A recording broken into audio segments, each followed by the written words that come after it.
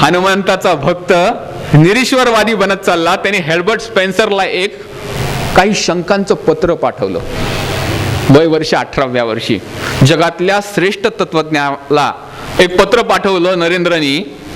आणि त्याला उत्तर असं आलं की खरंच तुझं वय 18 वर्ष आहे का रे? कारण तू जे प्रश्न विचारलेस ते मला मोठ्या मोठ्या वयाच्या लोकांनी देखील प्रश्न विचारलेले नाहीयेत. मला खरंच तुझं वर्ष 18 वाटतं का हे मला खरं डाऊट आहे, असं हेल्बर्ट स्पेन्सर म्हणतो. त्याबरोबरच हॅमिल्टन, मिल, लॉक आणि प्लेटो यांच्या ग्रंथाचा देखील त्यांनी अभ्यास केला होता. आपल्याला वाटेल की फक्त तत्वज्ञानामध्येच नरेंद्र खूप इंटरेस्टेड होता का? तर अजिबात नाही. साहित्याची पण फार आवड होती. आणि अशा पद्धतीने साहित्यामध्ये असणारा हा व्यक्ती जगाचा अभ्यास करत होता, इतिहासाचा अभ्यास करत होता. वय वर्ष 19. आपल्याला वेगवेगळे प्रश्न असतात, पण नरेंद्रला वेगळेच प्रश्न पडायला सुरुवात झालेली होती. हे सगळं मी वाचतोय, पण मी कशासाठी जन्मलो?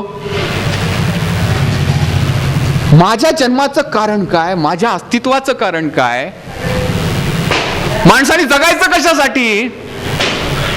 ह्या सृष्टीचा निर्माता कोण? देव आहे की नाही? असेल तर तो दिसतो का? आणि खरोखर माझं ह्या आयुष्याचं ध्येय काय?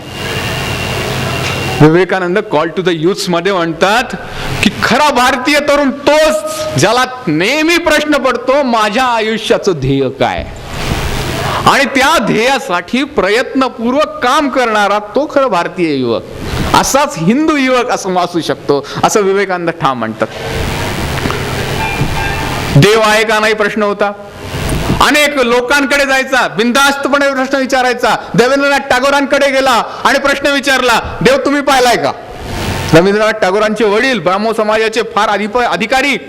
अशा मोठ्या माणसासमोर 19 वर्षाचा एक तरुणाभांड पोरगा जातो आणि तुम्हाला असं म्हणतो की तुम्ही देव पाहिलाय का?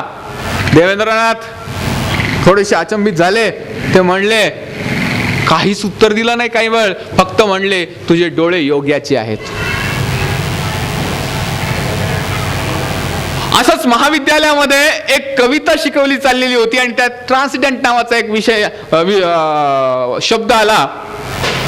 त्या ट्रान्सिडन्स म्हणजे अधिभौतिक शक्ती, काहीतरी अशा दिव्य शक्ती, अशा प्रकारचे अनुभूती, अधिभौतिक शक्तींची अनुभूती, आध्यात्मिक शक्तीची अनुभूती.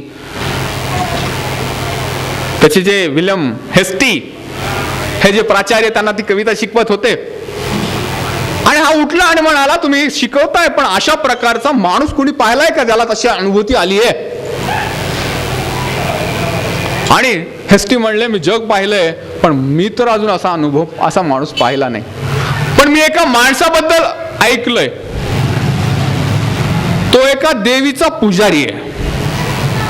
आणि तो देवीचा पुजारी असून तो निरीक्षर आहे. त्याला इंग्रजी बोलता येत नाही, त्याला वादविवाद करता येत नाहीत. तो एका वेगळ्याच भावविश्वात असतो आणि ती भावविश्व अवस्था म्हणजे ही ट्रान्सिडेंट अवस्था आहे, असं कुठंतरी हेस्टीने सांगितलं. मला त्या माणसाला भेटता येईल का? आपल्या मित्रांच्या सोबत नरेंद्र त्या अशिक्षित पुजाऱ्याच्या घरी गेला, मंदिरात गेला. ते होते रामकृष्ण परमहंस. आई वडिलांनी घडवलेलं होतं, वडिलांनी विचार कसा करायचा हे सांगितलेलं होतं. आईंनी शुद्ध चारित्र्याची आण दिलेली होती, सत्याला जागायचं कसं हे सांगितलेलं होतं.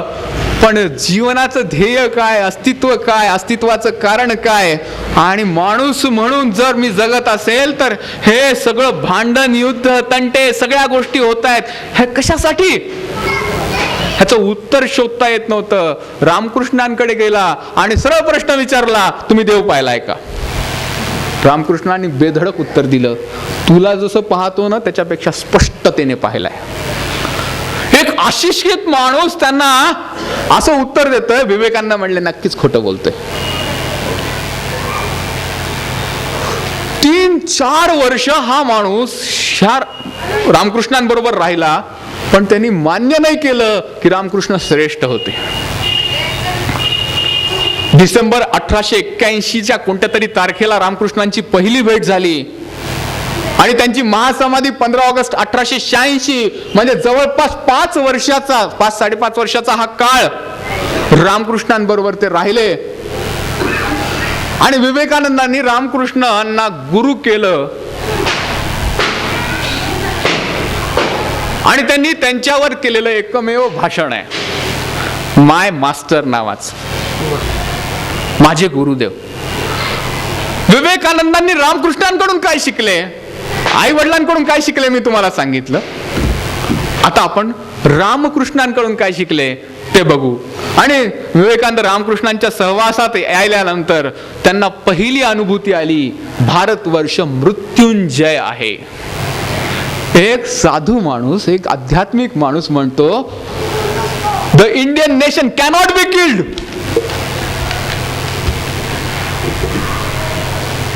तो म्हणतो का नाही, कारण राष्ट्रीय जीवनाचा मूलाधार धर्म भाव आहे. भारताच्या राष्ट्रीय जीवनाचा मूलाधार धर्मभाव आहे. मी मुद्दाम खाली त्याचे कुठल्या खंडामधून कुठल्या पानावर विवेकानंद असं म्हटले ते दिलेले, कारण तुम्हाला जर वाटलं की विवेकानंद असं म्हटले नाहीत तर तुम्हाला क्रॉस चेक करता येईल.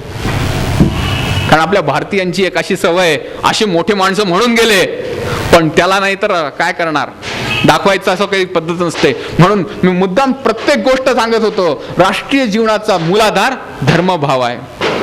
काय असतं हे धर्म म्हणजे काय. पुढचा प्रश्न म्हणतो धर्म म्हणजे प्रत्यक्ष अनुभूती. Religion is realisation, not mere talk.